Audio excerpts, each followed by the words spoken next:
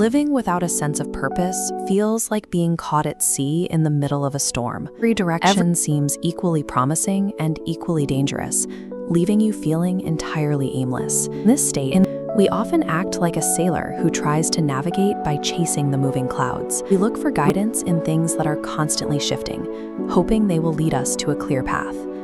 In our own lives, those clouds are the loud external pressures of society. We adjust our course to match the latest trends or the expectations of others, only to find the path has moved again by the time we arrive. Relying on these external shifts creates a cycle of anxiety. By focusing only on the chaos of the storm, we lose the ability to see the fixed points that could actually guide us. A young man named Sam felt this weight more than most. Having finished his exams, he was expected to follow his friends directly into university, yet he found himself unable to take a single step forward. While his peers moved on, Sam stayed behind. He felt a deep confusion that traditional school couldn't solve, leaving him isolated in a town that seemed to have its entire map already drawn. His father, a horse farmer known as the man with the golden leg, recognized that Sam wasn't lazy, he was just looking at the wrong map. He gave Sam a list of 3 successful men in town and a specific task. Sam was to interview each of them to find the common thread in their success. His father believed that by looking at how these men actually built their lives, Sam would see a pattern the school system never mentioned. Sam set out to deconstruct these success stories, hoping to find a compass that actually worked. Sam first visited Mr. Andres, a champion athlete with a house full of medals. To Sam's surprise, Andres admitted he had been one of the worst students in town, ranking 38th out of 40. Andres had realized early on that he didn't enjoy the classroom. Instead of fighting his nature to become a mediocre student, he poured his energy into running, turning a lack of academic interest into a singular world-class obsession. The second interview with Mr. Thomas, a wealthy restaurant owner, followed the same pattern. Thomas had ranked 39th, one spot lower than the athlete. Thomas didn't see himself as a failure for being bad at math or history. He loved food and conversation, so he focused exclusively on those skills until he became the best chef in the region. A clear pattern emerges.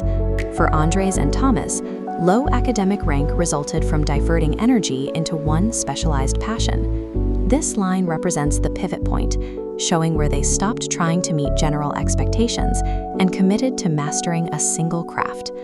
Their stories suggest that reaching the highest levels of fulfillment often requires the courage to be unremarkable in areas that don't matter to your purpose.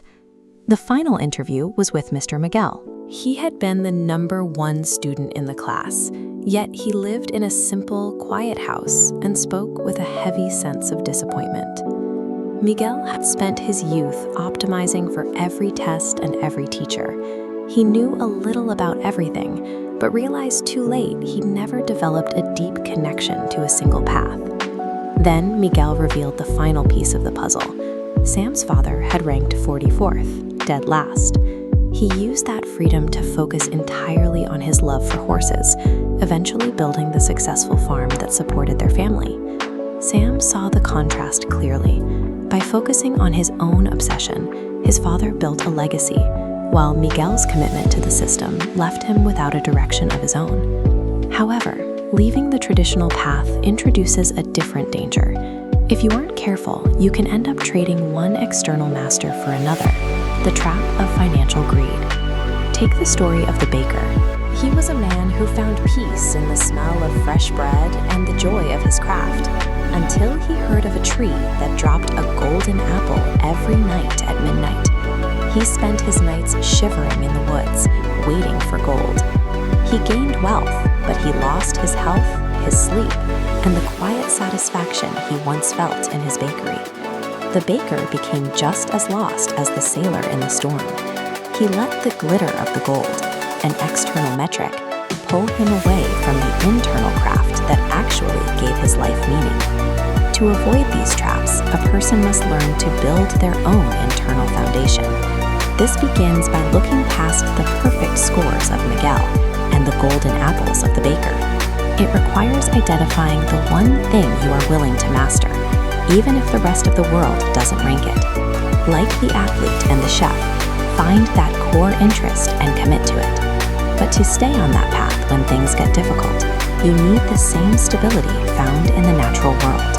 Think of the massive trees that stand firm even in the most violent gales. Their strength doesn't come from the branches we see, but from the network of roots hidden beneath the surface.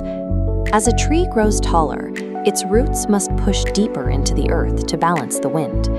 External circumstances change, like the weather, but with deep internal roots of discipline, your growth no longer depends on a sunny forecast. Find direction by strengthening what is inside you, rather than trying to change the storm outside. When you stop steering by the shifting clouds, you finally see the fixed stars. They have been there the entire time, waiting for the moment you decide to trust them. Those who have the courage to follow their own internal navigation often end up creating the very landmarks that help others find their way. The direction you've been looking for isn't something you find out in the world. It's the steady point you create within yourself, and once it's set, no storm can move you.